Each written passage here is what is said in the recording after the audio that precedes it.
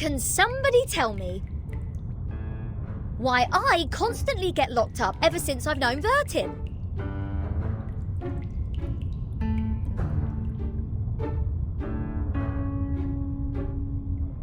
First locked up in a suitcase, then a foundation cell, now this!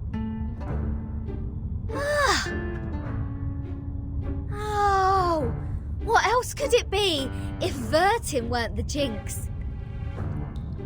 Lads! I know what's going on! You got the wrong person! She is the most irrational number here!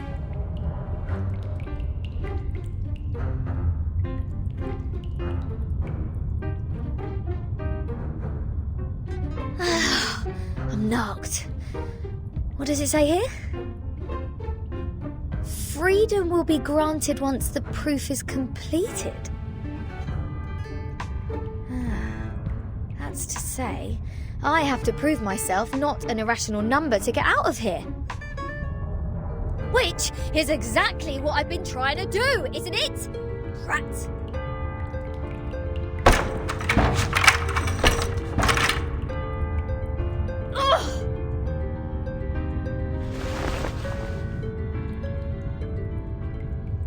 Captain, maybe you're in the wrong direction.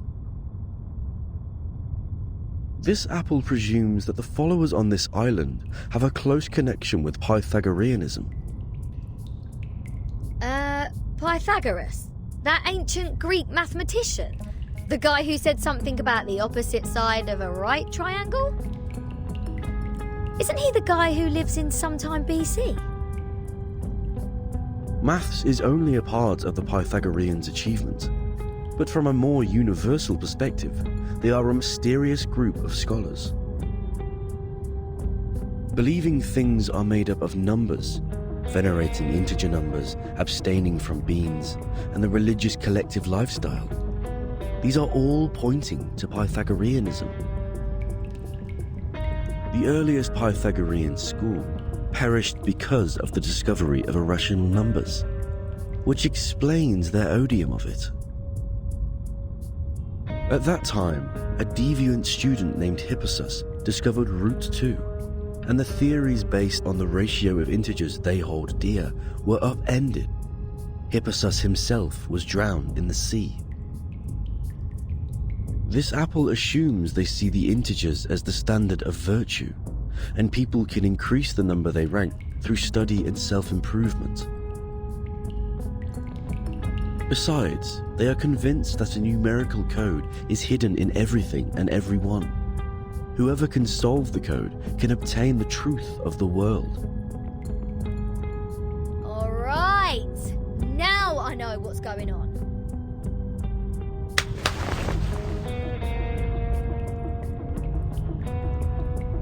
This pirate has had enough of this moral standard, which is obviously prudish, backward, and lacks humanitarian spirit. I'm going to tackle the root cause of this misfortune.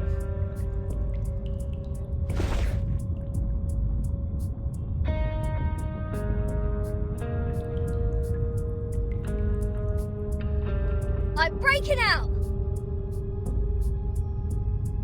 Why am I not surprised? The captain quickly gives the sufficient and prerequisite condition to prove herself an irrational number. This apple may be able to offer some help.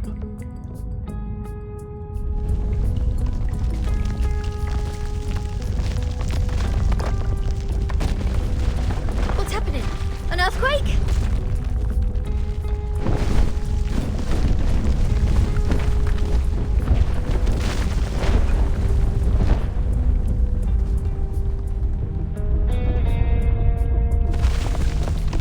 All Abraxases are flying in the same direction. Is this their habit, or...? Ah! The roof is about to collapse!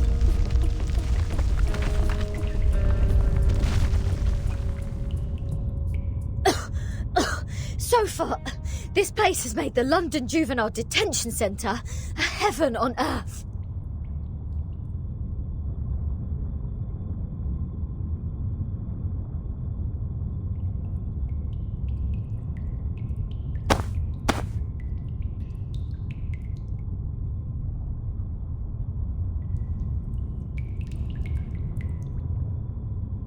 Is there a piece of paper?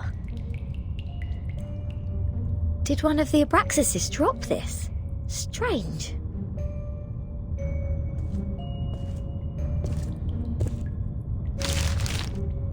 The unsolvable puzzle. Is this a math problem? 0.4, 0.7, 1, 1.6, 2.8, 5.2, 10 and 19.6. 8 numbers in total are listed in this order.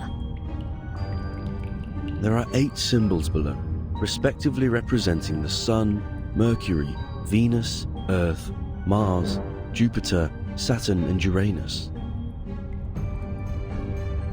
Maybe it is a hint that we should fill the symbols in the blank box after the numbers.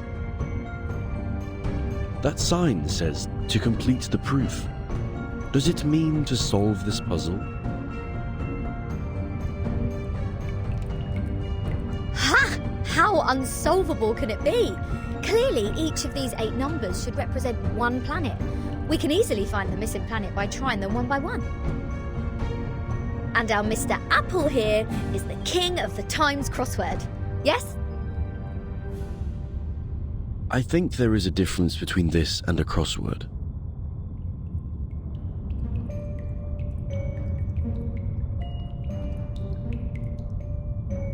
In this Apple's humble opinion, the ratio of certain numbers should match this number sequence, such as the radius, volume, or rotation period. Wouldn't the sun be absurdly large if these numbers stand for their sizes?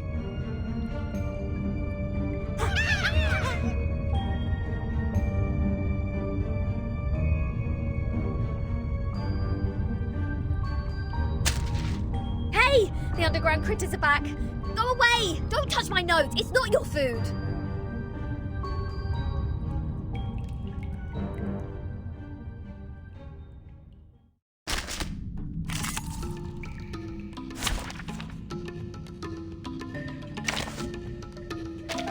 Wait! Give me 10 more minutes.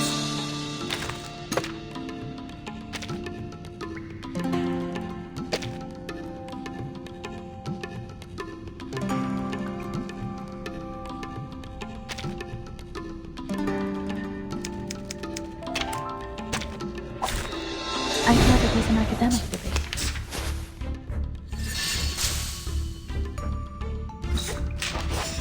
What's that?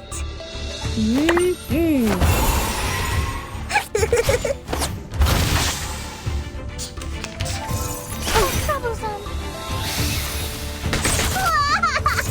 Oh, troublesome! As expected. It could be sound. Hope I remember. Are you irrational numbers?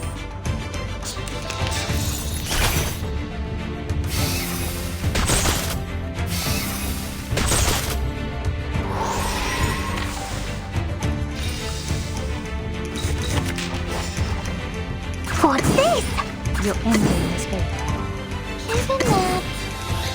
Typhon won't give up his friends. Neither will Sotheby. Oh, there's a bubble. The bodyguards! Where are the bodyguards? I know what this is. It could be found. As expected. This is the gift, well prepared for you. Intersect and divide. Try this.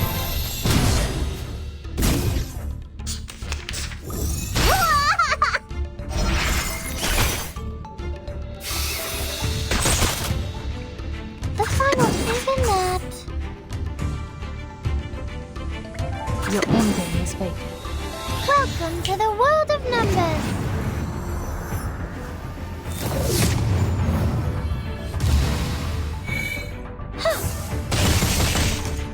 Form is a bubble.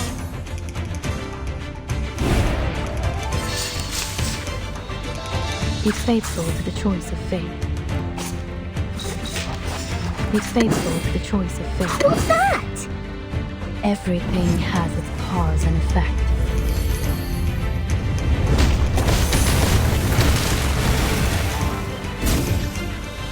The ingredients store owner said it was very effective. Please believe me. Bodyguards! Where are the bodyguards? And it's effective. It could be found.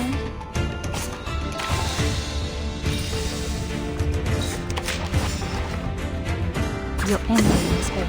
Isn't it? This is my best formula. Realm turns into realm.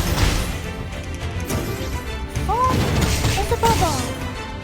I tripled the ingredients this time.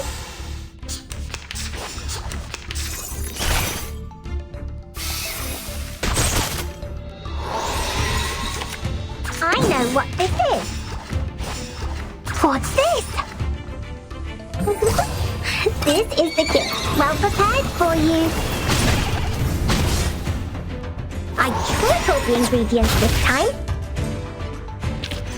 Whew, that went smooth. Exactly.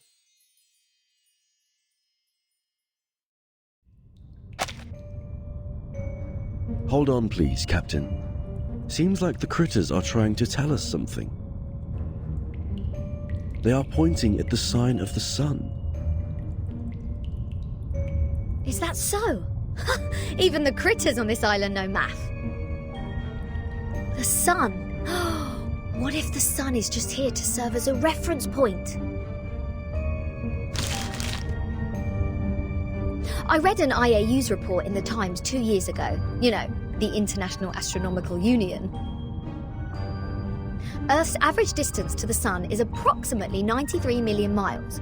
As for Mercury, the average distance is 36 million, and Venus 67 billion miles. Let's say if we take the distance between Earth and the Sun as one astronomical unit, then the distance between the Sun and Mercury would be approximately 0.4 units, and Venus 0.7 units. There you go. These numbers are the ratio of their average distance to the Sun to the Earth-Sun distance.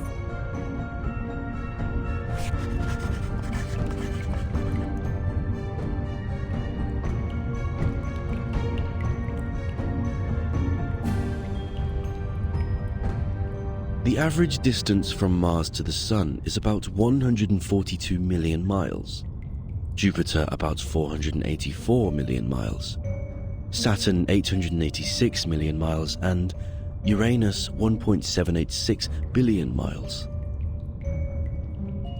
By rough calculation, and if we round the results to one decimal place, Mars would be 1.6 unit, Jupiter 5.2 unit, Saturn 10 unit, and Uranus 19.6 unit. That's weird. All these numbers one can hardly remember have become so clear in my mind. But if these numbers stand for the ratio of distance, what's the planet for 2.8? There's no planet between Mars and Jupiter. If the Sun is the reference, we will have one planet missing here. Is it really a puzzle unsolvable? Aha! Nothing is unsolvable. You are looking at the solution. There must be one planet out there, unknown to us as of yet, located between Mars and Jupiter.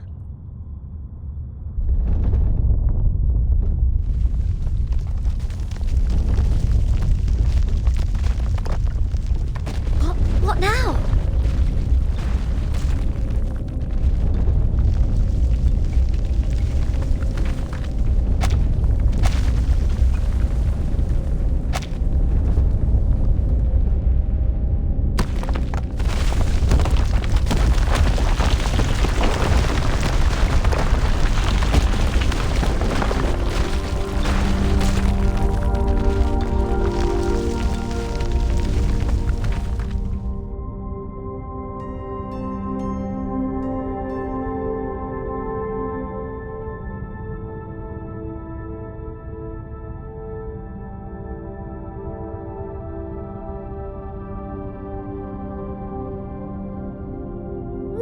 this? A celestial body, which I have never seen before. Captain, this apple has an impression on this. There is indeed a star between Mars and Jupiter. It is called the Ceres, discovered by Piazzi Giuseppe, an Italian priest in 1801. Ceres? Did we just validate its existence? Is the universe truly arranged according to this sequence? Could this be the ultimate key of everything? Regulus! Regulus!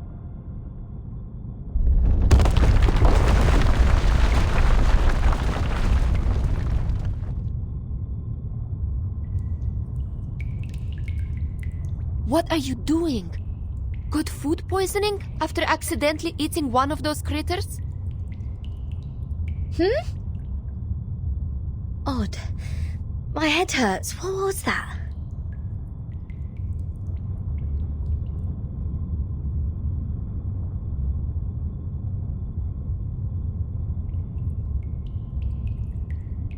I'll make it short. Sonettos is in detention. They're planning to sentence her to death by giving her the poisoned wine. Hey, what?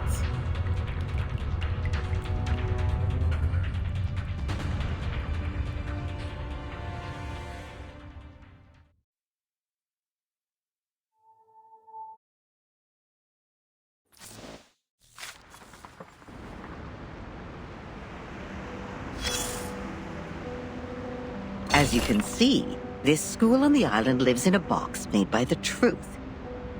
Even if they have a donut in their hands when they are hungry, they still see a topological space. Like the cute ring attached to an initiation toy. It's not food anyways. But if you give them a puzzle, they will enjoy it like the best Kaiserschmarrn. Oh, my apologies. I was not talking about the one you are holding. No. With all due respect, that thing in your hand is pretty old. The mold on it seems to come from the 18th century, judging from the smell. I'm sure you know it will make you sick if eaten. But we have to admit, it is not just ordinary mold. It reminds us of the story in which, once, a merchant's son looked up at the night sky and found the answer to the stars for us. The young man firmly believed that the movement of the stars and the sun follows certain laws, just like how the delicate gears in a watch work together. And his point was even proven correct by Zeus's grandfather, when another gentleman observed the sky through the reflecting telescope he took great pains to make. A celestial body was exactly there. What was it called? 19.6. The 8th number in the sequence, the 7th planet in the solar system, and the legendary God of the Sky. If the world was not created by God, are there any theories we can use to explain such a beautiful law? Yes. The one that says it never actually exists. Anyone can see the breach in this number sequence. That is the planet, which is supposed to be the 5th number in the sequence. I mean, how come we have never seen it before, if it does exist? Either God is wrong, or we've been blind all this time. What do you think?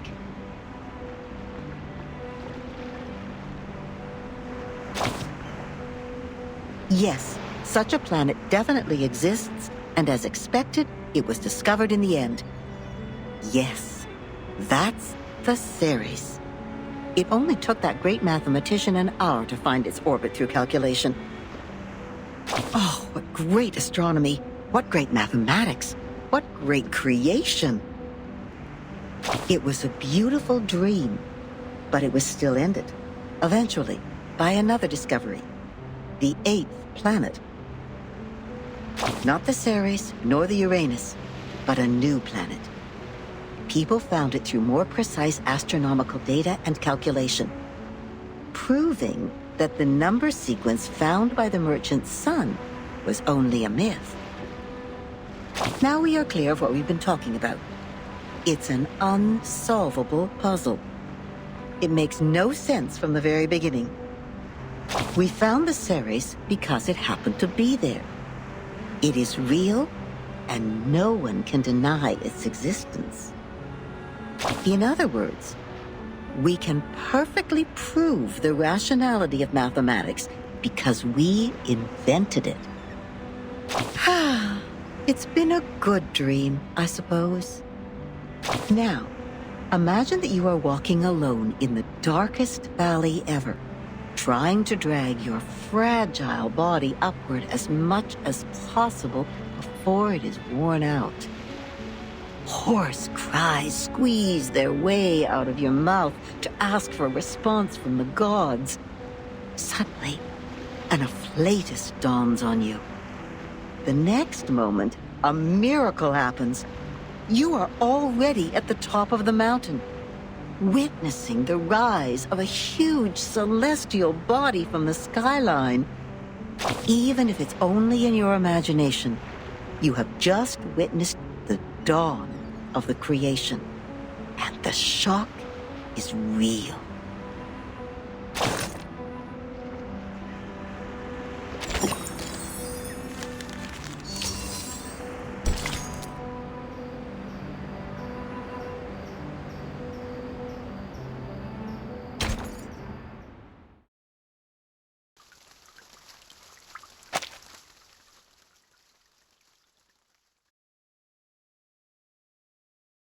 An old admonition is engraved here.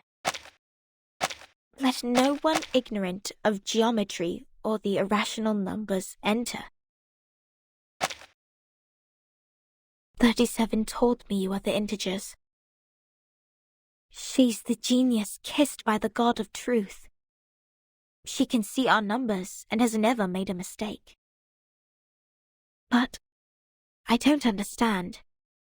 Why would you break the silence at the meeting?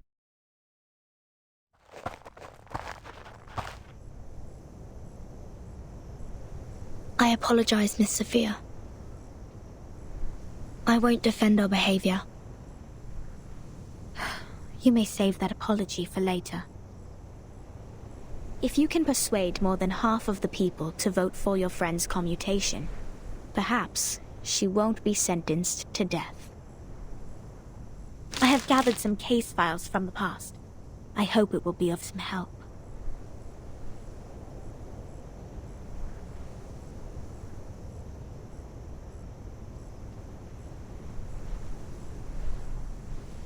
These files are... But won't you be in trouble for helping us? I have my own reasons.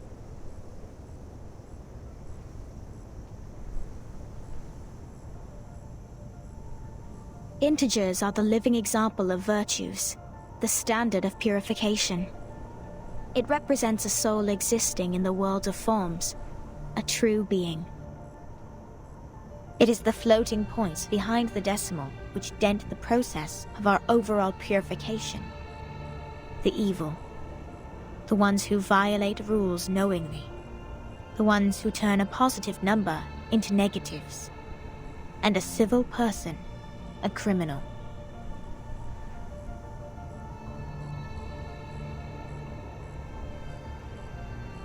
If integers like you would lose your life over some unintentional mistakes, wouldn't it be a great shame? Besides, I can't stand the idea of you being killed in front of me. Not rigorous.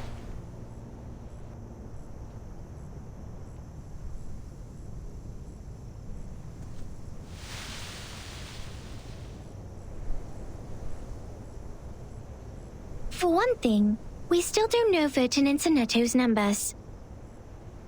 For another, The fact that every crow we've seen is black doesn't necessarily entail that the next crow will also be black. Even if every virtuous person we met has been an integer, we can't be certain that the next one will still be an integer. Same case for irrational numbers.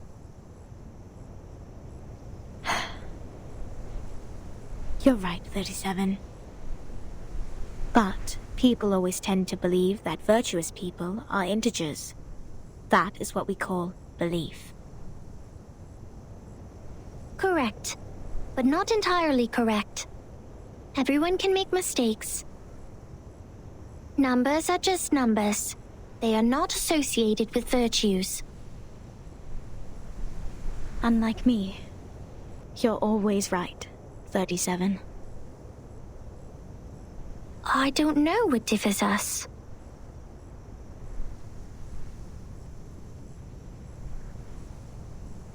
Will you be at the assembly? Yes. Then I will leave them with you. I'm not qualified to set foot in the Hall of Truth. I have done poorly in receiving the guests. I will ask 6 for my punishment after the assembly. Huh? So you are not coming back to my laboratory? Neither will you help me review the calculation results or sort out the books? The scripture shall not be challenged. What's more, any students here can help you in the laboratory. It doesn't have to be me.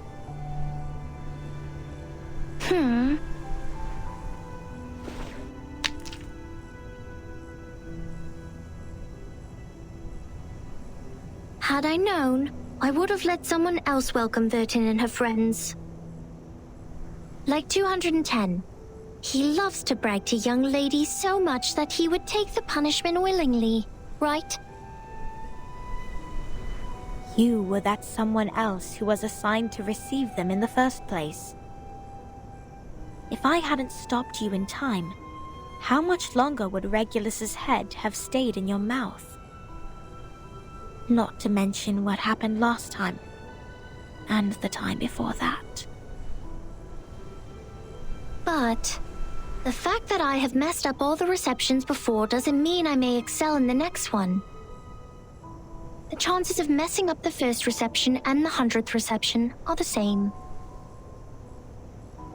Whatever you say, you little sophist.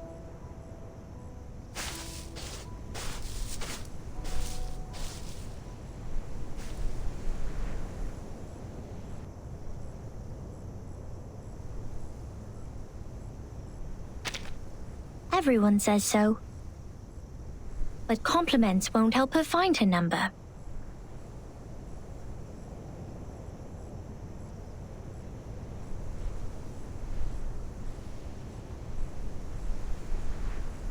So, Vertin, are you ready for the debate?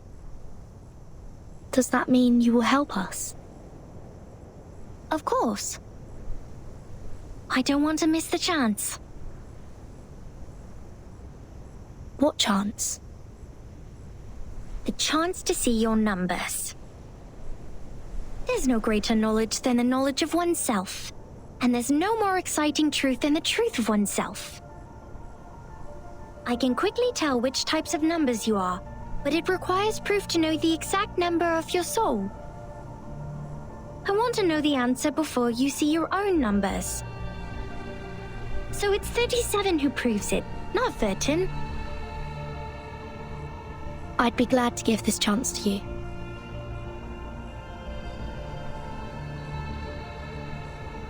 That's boring. Let's go, Vertin. The assembly's about to start.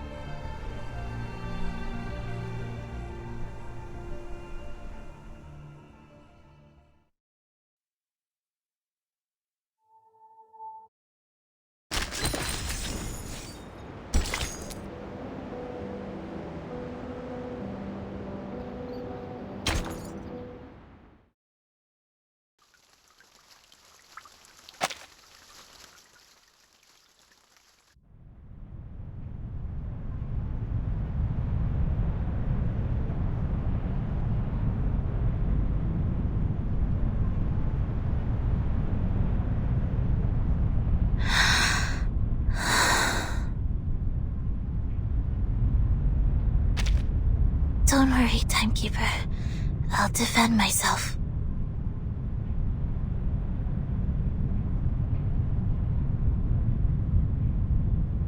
Back in the Foundation, I once won a public debate of a similar nature. This is my duty. I won't let it get in the way of the team's investigation. Sonetto.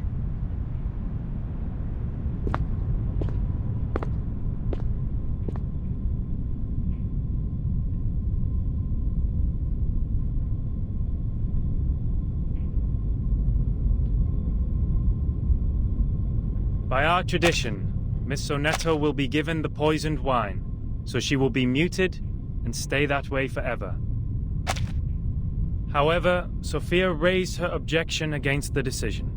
After giving the matter some discreet thought, I have decided it is necessary to hold an assembly and take care of it democratically. Those of you who agree to the death sentence may remain seated. Those of you who wish to commute Miss Sonetto's punishment, please put your pebble into the pot in the middle of the hall. Now, Miss Sonetto, Miss Vertin, you may defend yourselves. Until the sand in this hourglass falls to the bottom.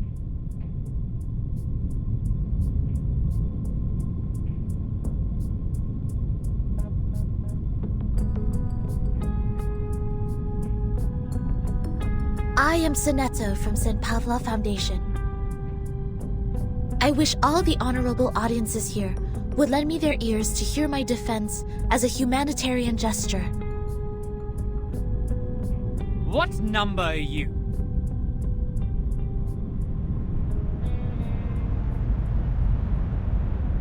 Defendant, the court requires an answer. What is your number? What?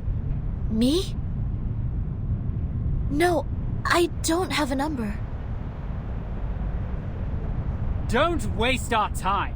People without a number cannot stand in the Hall of Truth. All her words are void. Sentence her to death now!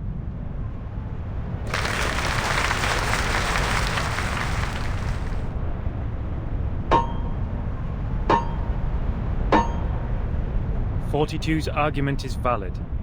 Defenders, what do you wish to contend? What? It's valid?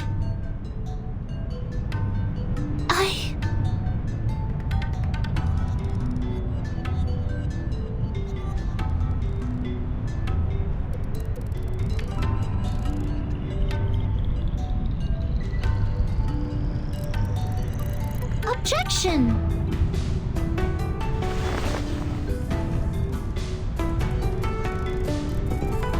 According to the record, the last time we inflicted severe punishment was in 1980 to a visitor who ate beans. He ate a carbuncle that feeds on beans. Then he was sentenced to death according to the set theory. In our scripture, eating beans is the most evil sin, which undoubtedly fits the most severe punishment. But if we are now executing people for breaking the silence at the assembly, how would it reflect our attitude towards the consumption of beans? Has the latter become less sinful? I suggest Sonetto's punishment to be commuted.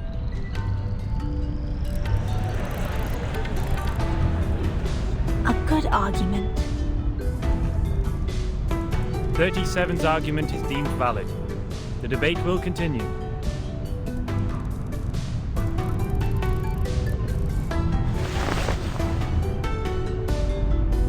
Objection. The punishment for eating beans is to throw the offenders into the Gorgon current, while the punishment for the silence breaker is to drink poisoned wine. Among all the punishments we have, there's no other punishment more dreadful than being thrown into the Gorgon current. Because eternity and infinity are the two things we have the least knowledge of, which makes them the most ghastly punishments among all. Giving her the poisoned wine doesn't make the consumption of beans less sinful. Her argument is invalid.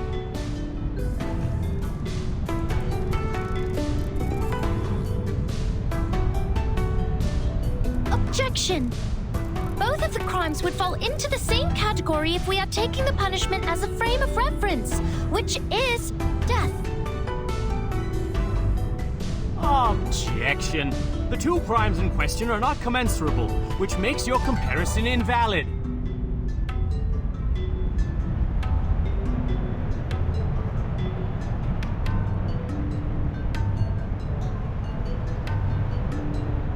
What's this? I'm completely lost in this irrational debate. I see. So that's how it works. Timekeeper? Relax. I will help you.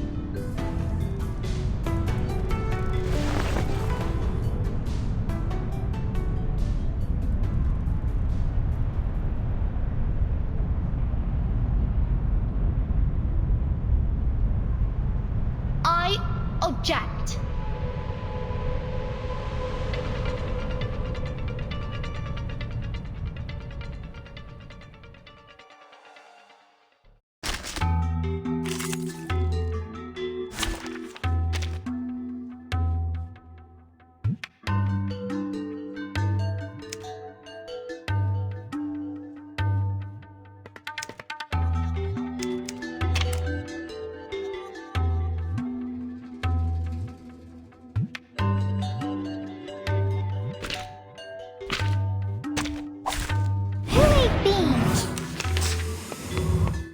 I'd like to start by quoting 42's first argument.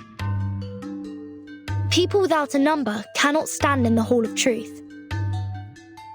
In that case, it's not possible for Sonetto to commit a crime in the Hall of Truth, because she can't even be in the hall. What?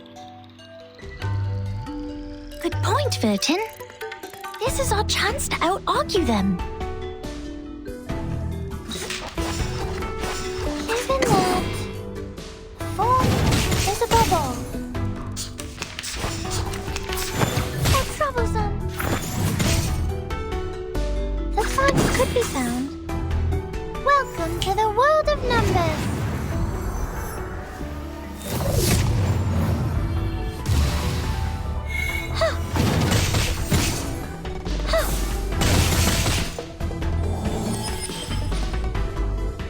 These are merely clumsy sophisms.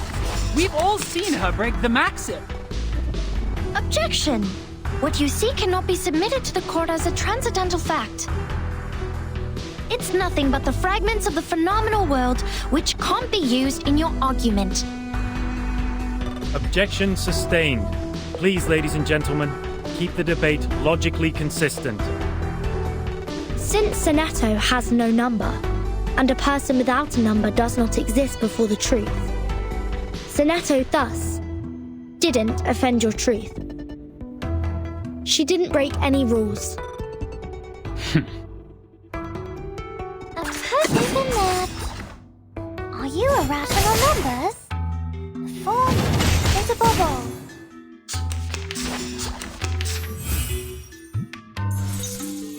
That's troublesome. The final demonstrates a perfect argument. Welcome to the world of numbers.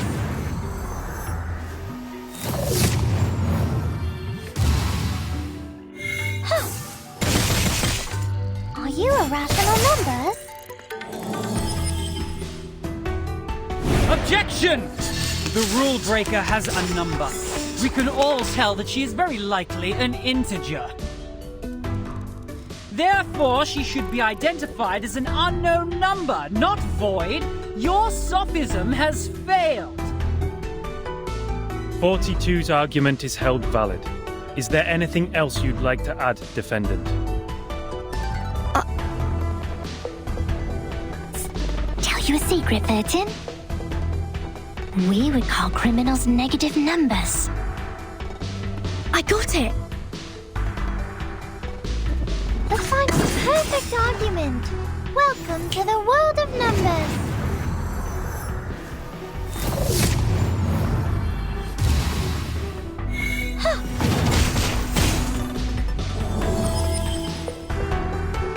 It is easy to prove Sonetto's innocence. A According to the law of the excluded middle, since we consider a criminal as a negative number and a non-criminal as a positive number, Sonetto at present is considered an unknown number. That means she doesn't belong to the criminal set or the non-criminal set. She did not commit a sin and did not commit no sin. It's a paradox. I hereby demand to modify the criminal sentence that has been given to Sonetto. Whew, that went smooth. Exactly.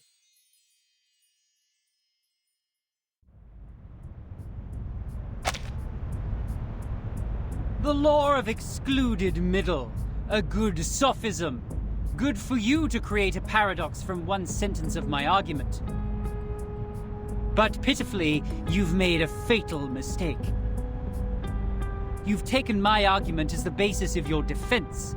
I said people without a number should be expelled from the Hall of Truth. You don't have a number either, Miss Outsider.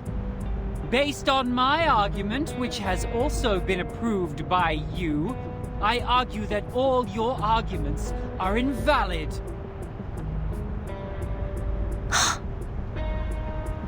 There's no time left. 13 has a number. I saw it. What? 37, do you know what you're saying? Yeah, I read her number just now. 13's number is 0.